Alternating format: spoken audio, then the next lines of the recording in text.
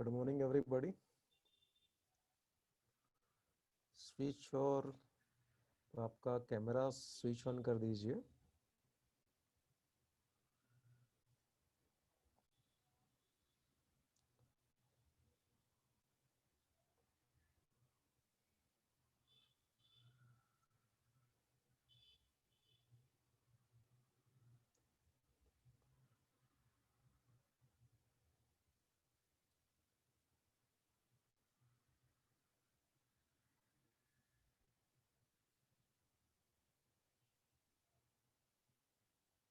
Okay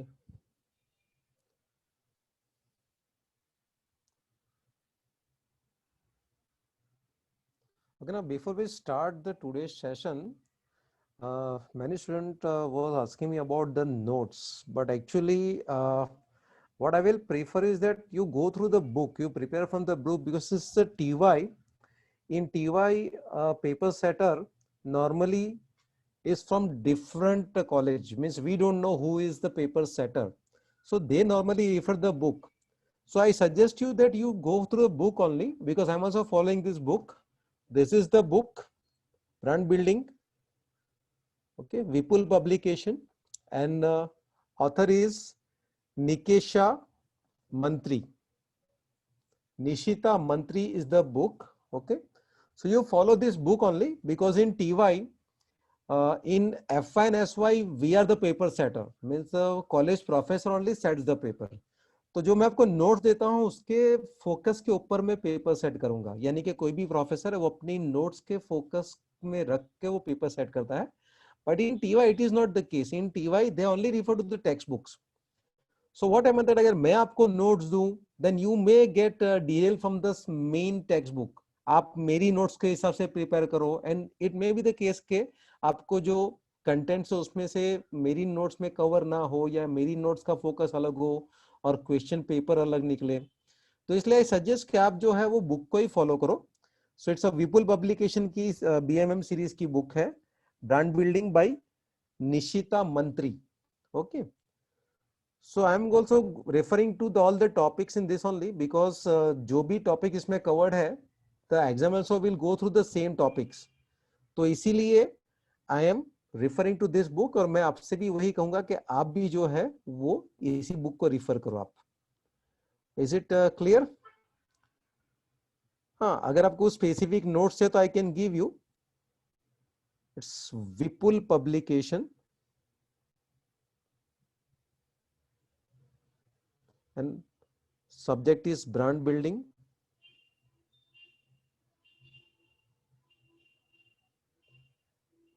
and author is Nishita Mantri.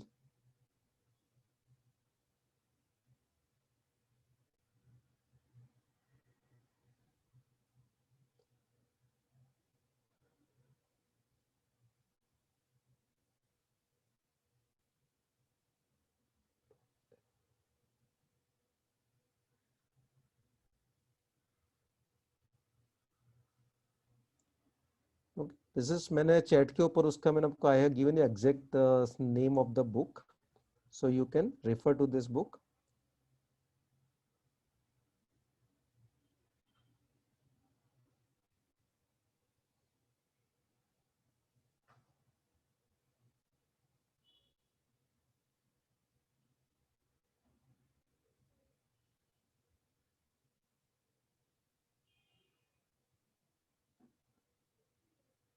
And sometimes student also in dilemma that कौन सा पढ़े, which content should we study. So that is why I think this is the better one, that you go through this book. Those who have joined later, उनके लिए ये है book विपुल publication brand building Nishita मंत्री. Okay, I will start with today's topic.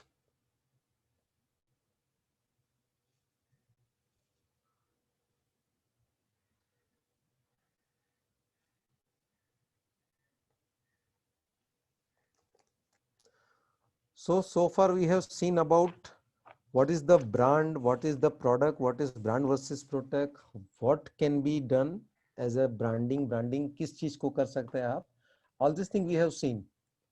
Okay, now we will, हम लोग देख रहे थे process of branding.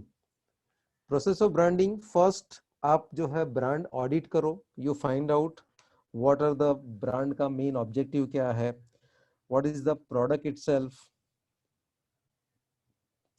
What are the customers को मोटिवेट कैसे किया जाए, what are the competitors doing, what is the marketing environment, ये सब audit. First we need to do the audit to understand the market, understand the competitors, understand the segment. Next is key message statement, where आप अपना communication जो है वो design करते हो, what message you want to give to them. Next is creating visual identity so that people can image your product, आपकी product को people image कर सके. जैसे मैं आपका हूँ आईफोन, तो इमीडिएटली आपके दिमाग में आईफोन का लोगो आ जाता है, आईफोन के फोन्स आ जाते हैं, उससे रिलेटेड जो भी सारे बेनिफिट्स है, emotional benefits, functional benefit, status symbol, ये सब आपके माइंड में इमीडिएटली क्या होता है, पॉपअप हो जाता है. So that is creating visual identity, कि लोग आपकी प्रोडक्ट को देखने के साथ ही पहचान ले, आपको बताना नहीं पड़े कि ये मेरी प्रोडक्ट है. At a glance people should identify your product. तो वो होती है आपकी visual identity. Next is developing your marketing communication plan. You want to communicate with the people, want to communicate with the buyers. So what you want to communicate? आप उस product को कैसे आप पॉपुलर बनाओगे? How can you generate desire? सिर्फ बातों से आप कैसे लोगों को ल्योर करोगे, लोगों को कैसे ललचाओगे कि वो आपकी प्रोडक्ट खरीदे. Okay, so this is marketing communication, कि जिसके थ्रू आप क्या करते हो, लोगों तक अपनी प्रोडक्ट पहुंचाते हो.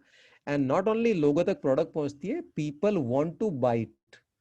सो व्हाट टू डू, कैसे आप अपना मार्केटिंग कम्युनिकेशन प्लान बनाओगे.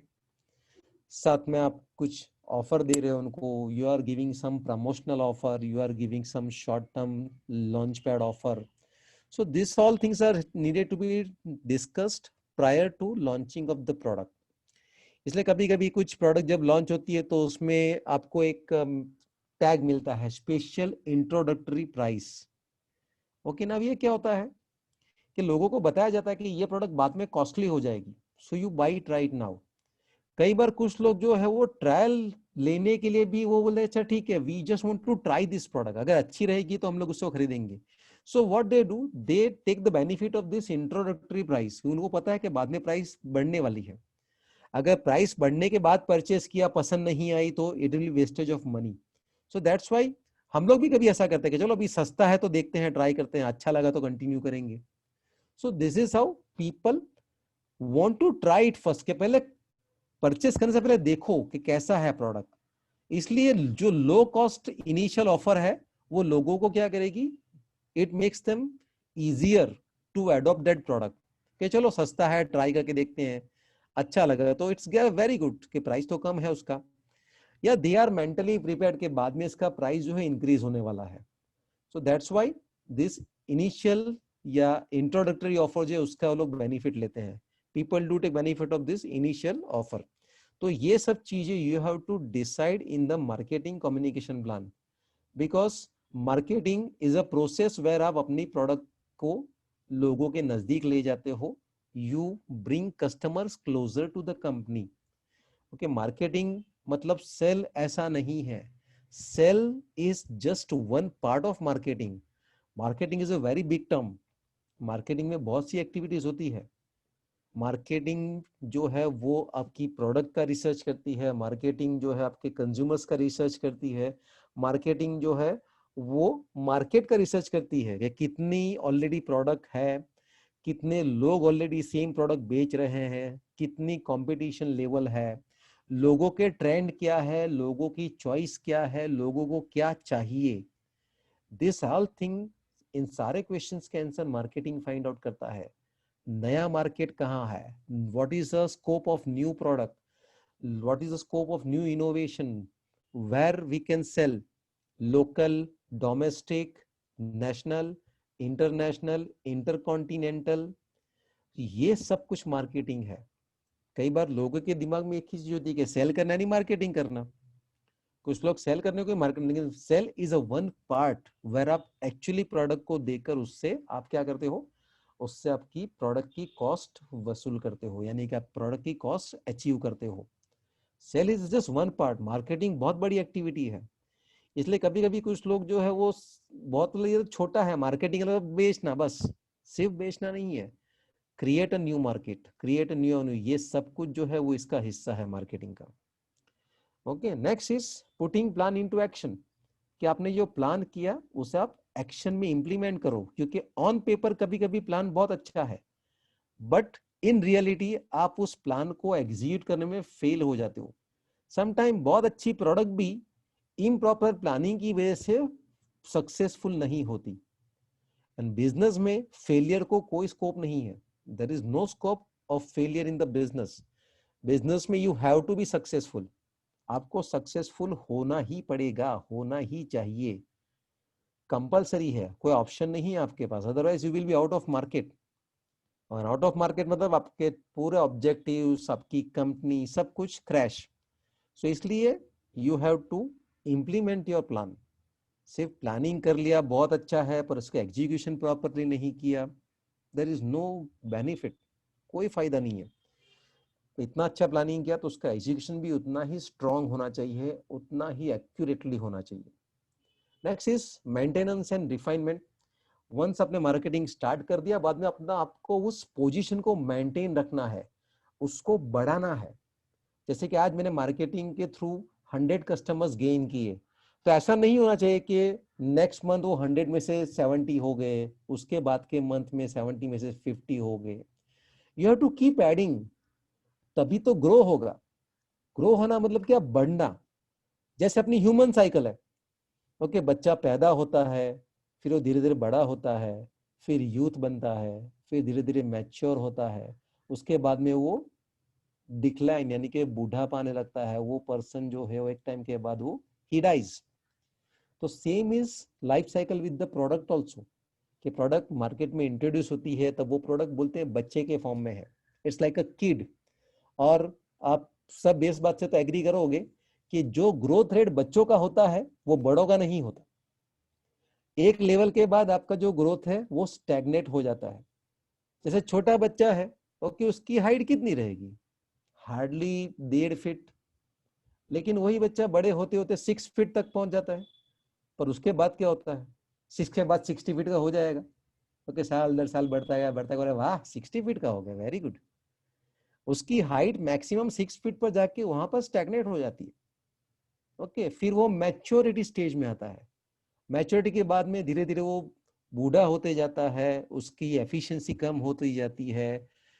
तो प्रोडक्ट किस स्टेज में आती है, प्रोडक्ट आती है मैच्योरिटी स्टेज में, डिक्लाइन स्टेज के, जब लोग प्रोडक्ट को यूज करना बंद कर देते हैं। पहले कम कर देते हैं, कम करते करते करते धीरे धीरे एक टाइम ऐसा आता है जब लोग उस प्रोडक्ट को यूज करना बंद कर देते हैं। उस टाइम पे उस प्रोडक्ट का डिक्लाइन आता है कि लोग उस प्रोडक्ट को खरीदते ही नहीं, इसलिए लोग प्रोडक्ट को बनाना बंद कर देते हैं, they stop manufacturing that product.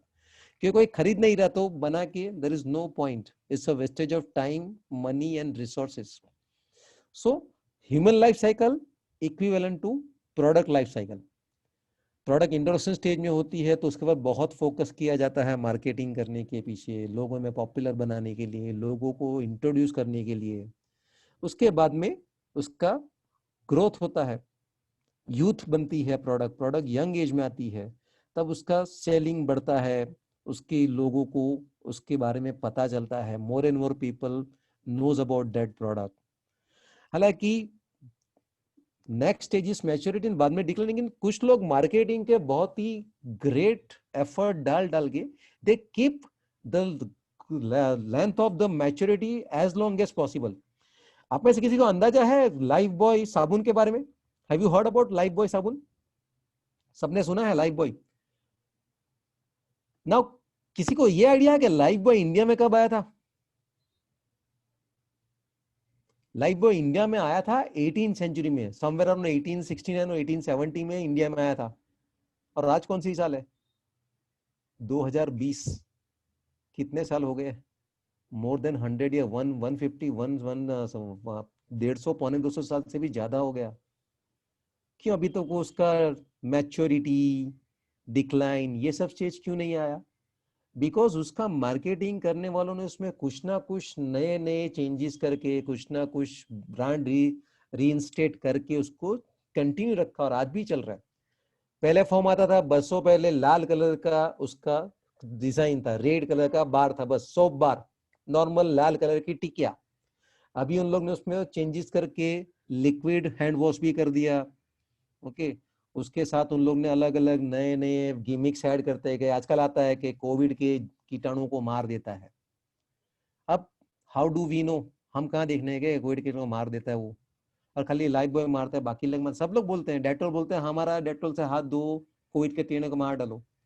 Prove करो, किसी ने प्रूफ मांगा उनके पास? नहीं, लोगों ने एक्सेप्ट कर लिया कि हाँ भाई मार रहा होगा। ओके, और इसलिए लोग जो है उसको आज भी खरीदते रहते हैं। उसकी हैंड सैनिटाइजर वगैरह भी प्रोडक्ट आ गई है। मतलब लाइफ बॉय ब्रांड को लोग ने कितना सक्सेसफुली कैरी किया है।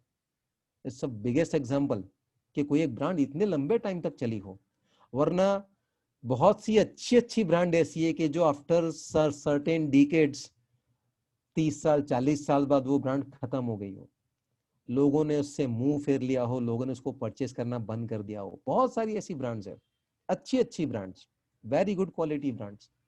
पर ये एक एक्सेप्शनल किस्सा है, या हम लोग उसको बोलते हैं एग्जेम्पलरी किस्सा है, कि लाइफ बॉय आज भी चल रहा है, आज भी लोग यूज कर रहे हैं उसको। और ऐसा नहीं कि मतलब सिर्फ कोई particular class of society use करती है, almost everybody you are using that brand. तो ये है उसका सक्सेस, उस ब्रांड के पीछे लोगों की एक एग्जाम्पलरी मेहनत, के भाई कोई किसी ब्रांड को कहां तक लेके जा सकता है, ये उसका एक एग्जाम्पल है। सो मेंटेनेंस एंड रिफाइनमेंट, रिफाइनमेंट मतलब कुछ ना कुछ इसमें चेंजेस करो। आपने कई बार सुना होगा ऐसे वर्ड यूज करते हैं लोग, नया, बेटर, इंप्रूव्ड, नया फ्लेवर, नया पैकिंग। ये नया नया क्या है? ये लोगों को वापस उस ब्रांड तक अट्रैक्ट करने का एक तरीका है। जैसे बोले कि लाइफ बॉय नए फॉर्म में, अभी लिक्विड हैंड वॉश के फॉर्म में, तो लोग क्या सोचेंगे वापस, चलो लाइफ बॉय जो है हमारी नॉन ब्रांड है तो हम उसको नए फॉर्म में देखते हैं। लाइफ बॉय सैनिटाइजर आपके हाथ के कीटाणु को मार दे, ताकि लोग सोचे कि चलो ये ले। सो पीपल जो उससे दूर जा रहे थे, उससे दूर चले गए थे, वो लोग भी वापस उस ब्रांड पर रिटर्न है। उसको बोलते हैं ब्रांड को री करना। दिस प्रोसेस कॉल्ड ब्रांड री, वो आगे चल के आएगा, we will discuss at that time more about this. तो ब्रांड को वो लोग कंटिन्यूस क्या करते हैं, रिफाइन करते रहते हैं, नए नई चीज लाते रहते हैं। अगर आपको कार एंड बाइक का शौक है तो आपको एक मॉडल पता होगा, होंडा एकॉर्ड। होंडा का एक बहुत ही सक्सेसफुल है होंडा एकॉर्ड। वो होंडा एकॉर्ड जो है, वो जब मैं स्कूल में था तभी भी वो ब्रांड थी, होंडा एकॉर्ड का मॉडल तभी भी था। और तभी भी उस कार की कॉस्टिंग समझ रहा 40-45 लैक्स थी। लेकिन उस मॉडल की डिजाइनिंग और आज की होंडा एकॉर्ड का जो डिजाइन है, उसमें जमीन आसमान का फर्क है। व्हाट होंडा डिड, उसने अपना होंडा एकॉर्ड ब्रांड, उस मॉडल को कैरी फॉरवर्ड करने के लिए उसकी डिजाइन में चेंजेस करते गए। चलो ये तो बहुत पुरानी बात है कि होंडा एकॉर्ड आप तो तभी पैदा भी नहीं हुए थे, इसलिए आपको इतना अंदाजा नहीं आएगा उसके ऊपर। लेकिन आपके सामने एक मॉडल है हुंडई सेंट्रो, ये तो आप सबने देखा ना हुंडई सेंट्रो। हुंडई सेंट्रो के डिजाइन में भी कितना फर्क आया। जो कुछ एक 10-15 साल पहले जब शाहरुख खान ने उसको लॉन्च किया था हुंडई सेंट्रो को, 20-25 साल पहले, तभी उसका मॉडल अलग था। और उसको हुंडई सेंट्रो जिंग, सेंट्रो ये, सेंट्रो पैप। तो उसकी डिजाइनिंग में टाइम टू टाइम लोग चेंज करते गए, so that people don't feel like monotony, कि भाई ये तो एक ही सरी का मॉडल है। इसलिए लोगों को उसके ऊपर से क्या, उसके ऊपर से लोगों को डिससेटिस्फेक्शन नहीं मिला कि भाई इसमें तो कुछ चेंजेस ही नहीं है, because people want something new. लोगों का ये एटीट्यूड होता है कि कुछ नया हो, कुछ डिफरेंट हो, कुछ बेहतर हो। और फिर हम जिस प्रोडक्ट को पसंद करते हैं वो सबसे अलग होनी चाहिए, इट शुड बी हटके। तो ये जो कॉन्सेप्ट है वो क्या करता है, नए नए इनोवेशंस करते रहता है, डिजाइनिंग में, लुक्स में, उसके फीचर्स में कुछ ना कुछ फर्क करते रहता है, so that people keep on using that product for longer period. तो यही होता है maintenance and refinement. Okay, next is advantage of branding. Advantage क्या है ब्रांडिंग का? फर्स्ट तो आपकी प्रोडक्ट को एक नया नाम मिला। ओके, प्रोडक्ट तो बहुत सारी है, पर आपने एक उसको यूनिक नाम दिया, दैट इज ब्रांडिंग। और इस यूनिक के नाम के सामने आपने लोगों को कुछ एश्योरेंस दिया, क्वालिटी का एश्योरेंस, फीचर्स का एश्योरेंस, अवेलेबिलिटी का एश्योरेंस। तो ऐसे बहुत सारे बेनिफिट्स है जो आप अपनी ब्रांड के साथ एसोसिएट करते हो, लोग उसी को देखते हैं। For example KFC, okay, burger बहुत सी कंपनी बना, लेकिन KFC जो है वो लोगों में क्या एश्योरेंस देती है कि इसकी क्वालिटी बहुत ही अच्छी होगी, बहुत ही हाइजीन प्रोडक्ट है, उसका टेस्ट बहुत ही यूनिक और सेम है। अभी आजकल और एक चल रहा है, आप लोग ने शायद आपने शायद देखा रहेगा अमृत तुल्य चाय, सुना है? ये अभी आजकल बहुत चलता है अमृत तुल्य चाय। वो अमृत तुल्य कंपनी है पूना की, कि जो ये चाय की स्पेशलाइज पत्ती बनाती है, उसमें मसाला भी उनका होता है, टोटली से प्रोप्राइटरी। और उसको जो फ्रेंचाइजी लेना चाहता है उसको सप्लाई भी वही करते हैं कि देखो 1 कप के लिए आपको इतना इतना चाय पत्ती और मसाला डालना है। उसकी स्पेशलिटी क्या है कि उसका टेस्ट बहुत अच्छा है, कुछ यूनिक टेस्ट है, और उसके फ्रेंचाइजी अलग अलग है। जैसे कि आप स्टूडेंट में से सबने उसकी फ्रेंचाइजी ले ली, तो स्टेफी ने फ्रेंचाइजी ले ली अमृत तुल्य चाय की, रोहित ने फ्रेंचाइजी ले ली, कविता ने फ्रेंचाइजी ले ली, अमन ने फ्रेंचाइजी ले ली। तो सब लोग को कंपल्सन है कि आपको पीछे अमृत तुल्य रखना ही रखना है, आगे आप कुछ भी नाम चेंज करो। जैसे रोहित ने रखा तो रोहित अमृत तुल्य, उसने चाय बना के अपना एक आउटलेट चालू कर दिया कि रोहित अमृत तुल्य चाय। ओके, तो मे बी कहीं दूसरे के शहर में स्टेफी ने स्टार्ट कर दिया स्टेफी अमृत तुल्य चाय, कहीं पर कविता ने चालू कर दिया कविता अमृत तुल्य चाय, कहीं पर अमन ने स्टार्ट कर दिया अमन अमृत तुल्य चाय। सो दिस पर्टिकुलर जो उसकी ये जो अमृत तुल्य चाय है, उसकी स्पेशलिटी क्या है कि उसकी क्वांटिटी, टेस्ट, क्वालिटी सब जगह पे सेम है। भले वो उसका बिजनेस थ्रू फ्रेंचाइजी होता है, लेकिन उसकी सब जगह पे टेस्ट बहुत ही यूनिक एंड सेम टेस्ट है, क्वांटिटी सेम है, अमाउंट सेम है। 10 रुपए का 1 कप मिलता है वो, एंड आप कभी भी पियो, कहीं पर भी पियो। मेरे घर के बाजू में भी एक है, तो थाना में भी एक है, तो मलाड में भी एक जगह पे है, बहुत से जगह पे उसके फ्रेंचाइजी हर सबर्ब में है। तो मैंने सब जगह पे अलग अलग ट्राई की, लेकिन कहीं पर भी मुझे इवन नॉट अ 0.1% का टेस्ट में फर्क मिला। सेम चीज है मैकडोनाल्ड्स। आप मैकडोनाल्ड की चिप्स कहीं पर भी खाओ, फ्रेंच फ्राई ऑफ मैकडोनाल्ड कहीं पर भी खाओ, अमेरिका में खाओ, अफ्रीका में खाओ, इंडिया में खाओ, जापान में खाओ, आपको उसका टेस्ट सेम मिलेगा, क्वालिटी सेम मिलेगी, हाइजीन लेवल सेम रहेगा। कई बार तो ऐसा दिखता है कि जो आउटलेट का जो डिजाइन है वो भी सेम रहेगा। सो दिस इज व्हाट, कि आपने ब्रांडिंग के साथ लोगों का एश्योरेंस दिया कि आपको ये सब बेनिफिट मिलेंगे।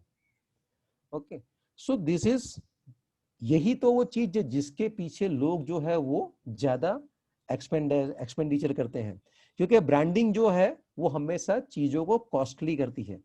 बिकॉज जो कंपनी आपको ब्रांडिंग देती है उसके लिए उसको बहुत से एक्स्ट्रा मेजर्स लेने पड़ते हैं ताकि ये सब चीजें मेंटेन हो, इसलिए उसका रेट ज्यादा होता है। तो this is advantage of branding, आपको कुछ श्योर आपको बेनिफिट्स मिलते हैं।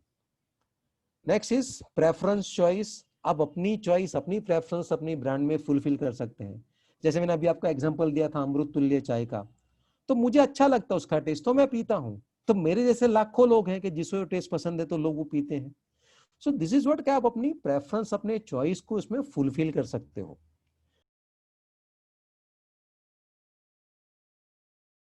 गो for some local vada pav, some people will go for Jumbo King, उनको लगता है कि जंबो किंग इज बेटर, तो वो लोग जंबो किंग खाते हैं।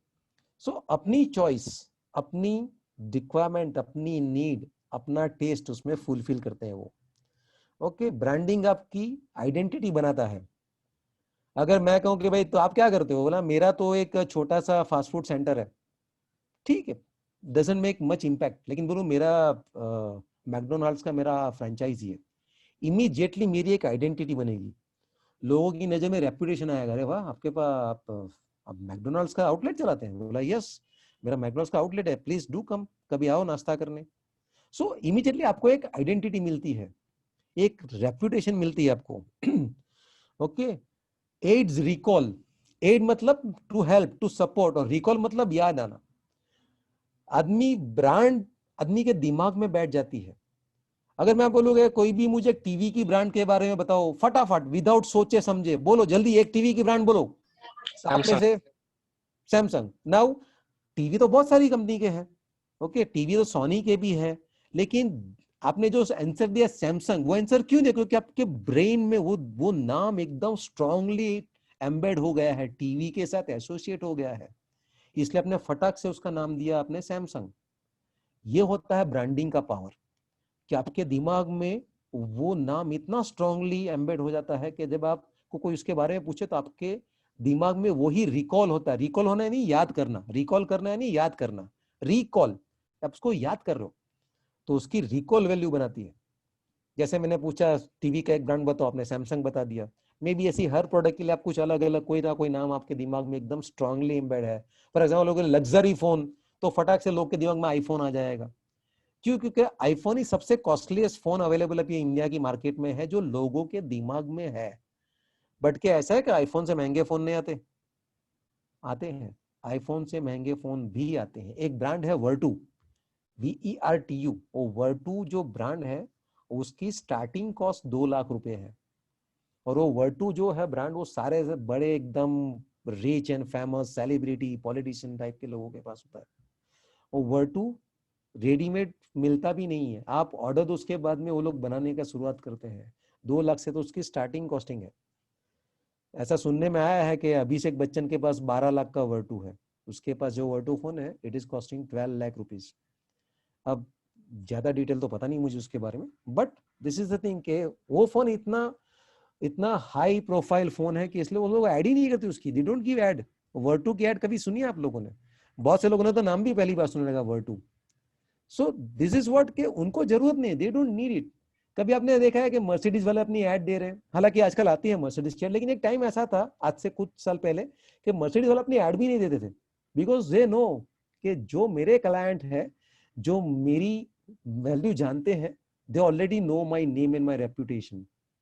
तो इसलिए अभी कुछ साल पहले तक तो मर्सिडीज वाले अपनी ऐड भी नहीं करते थे, अभी अभी आने लगी है उसकी add. So why this is because के लोगों के दिमाग में ऑलरेडी इम्बेड हो चुका है, और इसी रीजन है कि जिसे हमें बार बार ऐड देखने मिलती है। वरना आज आईफोन, सैमसंग, सोनी, ये सब ब्रांड्स को कौन नहीं जानता? तो भी क्यों एवरी नाउ एंड लोग पेपर न्यूज़पेपर में ऐड देते हैं? बिकॉज कि आपके दिमाग में हैमरिंग होता रहे, कंटिन्यूस हैमरिंग होता रहे। एक मार्केटिंग की दुनिया का एक प्रिंसिपल है, if it is out of site it is out of mind.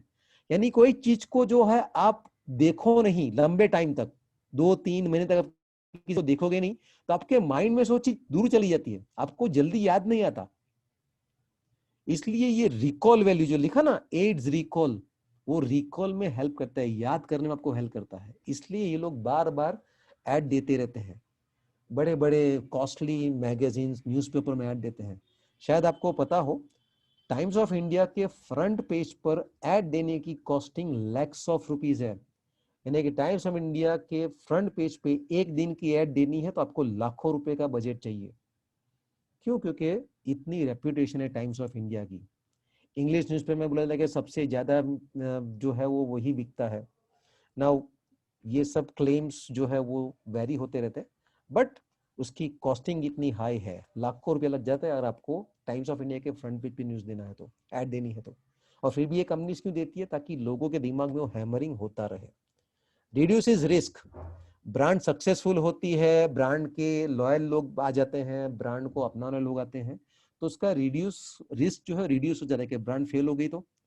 क्योंकि ब्रांड सक्सेसफुल है मतलब लोगों ने पसंद की तभी तो सक्सेसफुल बनी। इसलिए जब ब्रांड सक्सेसफुल होती है तो बिजनेस का रिस्क रिड्यूस हो जाता है। आज मेरे पास एक बहुत अच्छी जगह है, रोड फेसिंग है, मेन रोड फेसिंग है, और कम से कम 2000 स्क्वायर फीट जगह है। मैं बोलो यहाँ पर क्या करूँ? तो किसी ने एडवाइस की कि एक काम करना, तो यहाँ पर छोटी सी होटल खोल दे, होटल का बिजनेस एवरग्रीन बिजनेस है। ओके, लोग काम करे ना करे भूख तो लगने ही वाली है।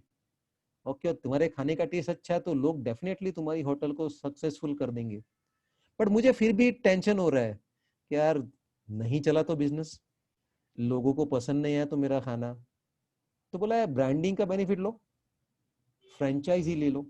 मतलब मैं क्या करूंगा, मैं जाऊंगा मैकडोनल्ड के पास कि भाई मेरे पास ये जगह है, सो एंड सो प्लेस पे मेन रोड फेसिंग है और बहुत ही फ्लोटिंग क्राउड है, तो आप जो है मुझे फ्रेंचाइजी दो। तो फिर मैकडोनल्ड्स क्या मुझे फ्रेंचाइजी देगा? मतलब वहां पर सारा फूड मैकडोनल्ड्स का बिकेगा, ओके, वहां पर फूड बना के मैकडोनाल्ड्स ही लेके आएगा, मुझे सिर्फ वहां पर इंफ्रास्ट्रक्चर अरेंज करना है, मतलब बैठने के लिए बेंचेस, सीट, टेबल, कुर्सी, वेटर, ये सब मुझे अरेंज करना है। बाकी सारा काम जो है वो कौन संभाल लेगा? मैकडोनाल्ड संभाल लेगा। नाउ क्यों? फायदा क्या उसमें? मैकडोनाल्ड को क्या जरूरत पड़ी है कि मेरे उधर आके ये सब करे? बिकॉज मैकडोनाल्ड को एडिशनल बिजनेस मिल रहा है मेरे through without any investment.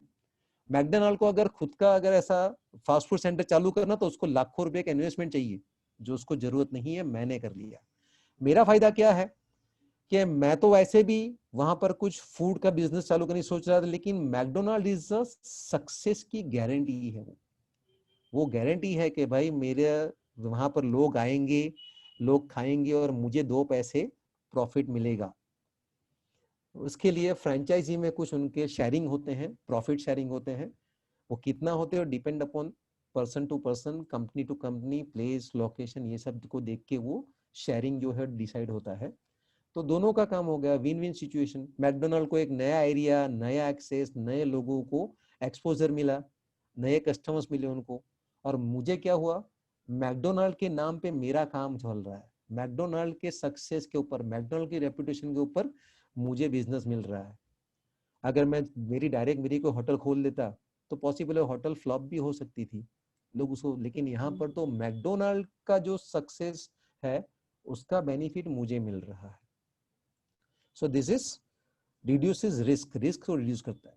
Growth, brand बनी, ब्रांड पॉपुलर हुई, ब्रांड में नए नए इनोवेशंस आए, नए नए रिफाइनमेंट आए, इससे क्या होता है, ग्रोथ श्योर होता है कि भाई ये ब्रांड पहले जो थी वो सिर्फ लोकल ब्रांड थी, अभी वो पूरी नेशन में आ गई है, नेशन वाइड ब्रांड बन गई है, नेशनल ब्रांड बन गई है, फिर धीरे धीरे चल के वो इंटरनेशनल ब्रांड बन जाएगी। So growth is sure. और पर्सन का जैसे बिजनेस फैलता जाता है वो अपना एक्सपेंशन भी करता है। आपने ऐसी बहुत ही कम ऐसी ब्रांड रहेगी कि जो अगर सक्सेसफुल हुई तो सिर्फ एक जगह पे वो लिमिटेड बन के रह गई। बिजनेस में एक्सपेंशन लोग करते ही हैं, क्योंकि जब तक एक्सपेंशन नहीं होगा तब तक उनको ज्यादा कस्टमर बेस नहीं मिलेगा, और ज्यादा कस्टमर बेस नहीं मिला मतलब उनका ग्रोथ नहीं हुआ। बिजनेस हो या लाइफ, सबको ग्रोथ तो चाहिए ही चाहिए। क्या आप चाहेंगे कि आप अभी स्टूडेंट हो, आपके पास इनकम कुछ नहीं और 10 साल बाद भी आप ऐसे ही रहो, कोई इनकम नहीं, जीरो इनकम, स्टूडेंट, 2-4 सब्जेक्ट में फेल हो, उसकी एग्जाम देते रहते हो, 20 साल बाद भी आप स्टूडेंट ही रहो? आप चाहोगे? नहीं। आपका भी एम है कि मेरा भी ग्रोथ हो, मैं आज स्टूडेंट हूँ, कल मैं ग्रेजुएट बन जाऊं, फिर मैं जॉब ज्वाइन करूं, फिर मैं जॉब में प्रमोशन पाऊं, अच्छी पोजीशन पे पहुंचूं, या फिर खुद का बिजनेस स्टार्ट करूं, खुद के बिजनेस में अच्छा सा मैं ग्रोथ अचीव करूं, अच्छी सी फाइनेंशियल कंडीशन हो, मेरी लाइफस्टाइल ए जीने के लेवल तक पहुंचूं, जो मैंने फर्स्ट लेक्चर में बताया ना, lifestyle A lifestyle B. So this is what कि ग्रोथ जो है वो सबको चाहिए। Next, barrier for the competitors. जितनी आपकी ब्रांड अच्छी, जितनी आपकी ब्रांड स्ट्रांग, उतना आपके कस्टमर्स के लिए प्रॉब्लम। आपकी ब्रांड अच्छी है तो कस्टमर्स का जो ब्रांड है उसकी वैल्यू डाउन होती जाती है। जितना आपका ग्रोथ होगा उतना उन लोग का क्या होगा, उनका ग्रोथ रुकेगा। बिकॉज चॉइस जो है वो आपकी है, कोई भी कस्टमर है वो आपकी प्रोडक्ट को चॉइस कर रहा है, सिलेक्शन उसका आपकी प्रोडक्ट है, तो ग्रोथ आपको मिलेगा। ऐसा नहीं होता कि सब लोग एक साथ ग्रो करें, या फिर बहुत एक्सट्रीमली ह्यूज मार्केट हो तो यह पॉसिबल है, लेकिन फिर भी उसमें भी नंबर 1 नंबर 2 तो हमेशा रहता है। दुनिया की कितनी भी बड़ी बड़ी मार्केट हो, कितने भी लोग कंपटीशन में हो, उसमें ऑब्वियसली नंबर 1 नंबर 2 तो होता ही है। और इसलिए सबका अटेंशन किसके ऊपर होता है, हमें नंबर 1 बनना है ना। नंबर 2 नंबर 3 को कोई नहीं जानता, नंबर 1 को सब जानते हैं, और इसीलिए everybody want to be number 1। इसलिए एजुकेशन में भी ये होता है कि भाई नंबर क्लास का टॉपर कौन है, तो टॉपर कौन है तो बोला जिसके सबसे ज्यादा मार्क है वो टॉपर है। सिमिलरली जिसको सबसे ज्यादा बिजनेस मिलता है वो नंबर 1 है, जिसका मार्केट में सबसे ज्यादा लोग प्रोडक्ट खरीदते हैं वो है नंबर 1। सो ऑलवेज जो है आपका ग्रोथ आपके कॉम्पिटिटर्स का बैरियर हो जाता है, यानी कि उसका ब्लॉकेज हो जाता है। And that's what people want. लोगों को यही चाहिए कि हमारा बिजनेस चले, बाकी सबका बिजनेस बंद हो जाए। Next is increase revenue. Of course जब इतना सक्सेस मिल रहा है तो पैसे भी तो उसके साथ ही आएंगे। Money money money, at the end of the day हमारा सबका क्या है ऑब्जेक्टिव? मनी है, मनी। आप भी पैसे कमाना चाहते हैं, मैं भी पैसे कमाना चाहता हूँ, सब लोग पैसे कमाना चाहते हैं। कोई बिजनेस के थ्रू, कोई जॉब के थ्रू, तो कोई सर्विस प्रोवाइड करके। ठीक है, कोई घर पे छाप खाना मत डाल देना, एक अच्छी क्वालिटी का प्रिंटर ले आओ, ओके, मस्त कलर प्रिंटर ले आओ, एक बहुत अच्छी क्वालिटी का स्कैनर ले आओ और सीधी 500 की नोट स्कैन कर करके डाल दे जाओ। Don't do that, B it in a positive manner, okay. वरना कुछ लोग घर में प्रिंटिंग प्रेस डाल देते हैं, ओके, सीधा हम ही छाप देते हैं, गवर्नमेंट को क्यों टेंशन दे। नाउ लिमिटेशंस, लिमिटेशंस क्या है? ब्रांड बिल्डिंग के लिमिटेशंस क्या है? ब्रांडिंग के लिमिटेशन क्या है? ब्रांडिंग के भी दुनिया में हर चीज के कुछ ना कुछ लिमिटेशंस तो होते ही है, ओके, किसी के कम किसी के ज्यादा। सो फर्स्ट पहला लिमिटेशन है कि लोगों को हायर प्राइस देनी पड़ती है, प्रीमियम प्राइस देनी पड़ती है, क्योंकि वो ब्रांड को बनाने के लिए, ब्रांड के साथ कुछ बेनिफिट्स देने के लिए कंपनी को खर्चा करना पड़ता है। पैकेजिंग, कैनवासिंग, मार्केटिंग, डिस्ट्रीब्यूशन, ये सब चीजें जो है वो क्या होती है? कॉस्टली होती है, और इसीलिए प्रोडक्ट का कॉस्ट बढ़ जाता है। जैसे कि हम वड़ा पाव बाहर लारी पे मिलेगा 10 रुपए से लेके 15 रुपए तक है, लेकिन वही ब्रांडेड वड़ा पाव है तो वो मे बी 15 से लेके 20-25 रुपए तक का, 50 रुपए तक का होगा। क्यों? क्योंकि वो ब्रांडेड है, क्योंकि उसके साथ कुछ उन लोग ने एक्स्ट्रा प्रिकॉशन लिया है, आपको बेनिफिट देने के लिए उसमें उन लोगों ने एक्स्ट्रा एफर्ट डाले हैं, उसमें उन लोगों ने अपना मैन पावर इन्वेस्ट किया है, इसलिए वो जो कॉस्टिंग है वो भी आपसे ही रिकवर की जाएगी। बिजनेस में कितना भी खर्चा, वो सारा खर्चा रिकवर होता है कस्टमर के पास से। उसमें कितना भी टैक्स लगे वो टैक्स रिकवर होता है कस्टमर के पास से। इसलिए and user is the actual person जिसके कंधे पे सारा बोझ आता है। तो ब्रांडिंग करने का एक प्रॉब्लम ये है कि उससे कॉस्टिंग बढ़ जाती है। Second thing, brand building and managing जो है वो बहुत ही कॉस्टली प्रोसेस होती है। ओके, एडवर्टाइजमेंट दो, बड़ी बड़ी ऐड करो, बड़े बड़े आप सेलिब्रिटीज को लेके आओ, तो वो सब भी तो चार्ज करते हैं, फ्री में थोड़ी कोई आएगा। Okay, Salman Khan today's pen, अब वो टूडेज पेन की ऐड करता है, लेकिन वो पेन की कॉस्टिंग कितनी है? पेन की कॉस्टिंग 10 रुपया 15 रुपया, लेकिन उसको सलमान खान को लेके आए या रोटोमेक पेन रवीना टंडन को ले आए, लिखते लिखते लव हो जाए, लेना मत कभी हो, ओके, डाइवर्ट हो जाओगे। रोटोमेक से कभी एग्जाम मत लिखना, ना क्या पता किसके साथ लव हो जाए। सो ये सब चीजें जो है वो it adds to the cost of the product. क्योंकि आप अगर सलमान खान को देखना चाहते हैं आपकी टूडेज पेन बेचते हुए, तो सलमान खान की फीस भी आपकी जेब से ही जाएगी, भले वो मे बी चारा ना हो आटा ना हो, लेकिन वो हर एक बायर की जेब से वो पैसे जाते हैं। सो प्रोसेस भी बहुत कॉस्टली है। Second thing, consumer trust brand blindly. कभी कभी कहते हैं आप ब्लाइंडली ट्रस्ट कर लेते हो। जैसे कि आपने एक प्रोडक्ट खरीदी, सोनी का आपने मोबाइल फोन खरीदा, आपको क्वालिटी अच्छी लगी, तो आप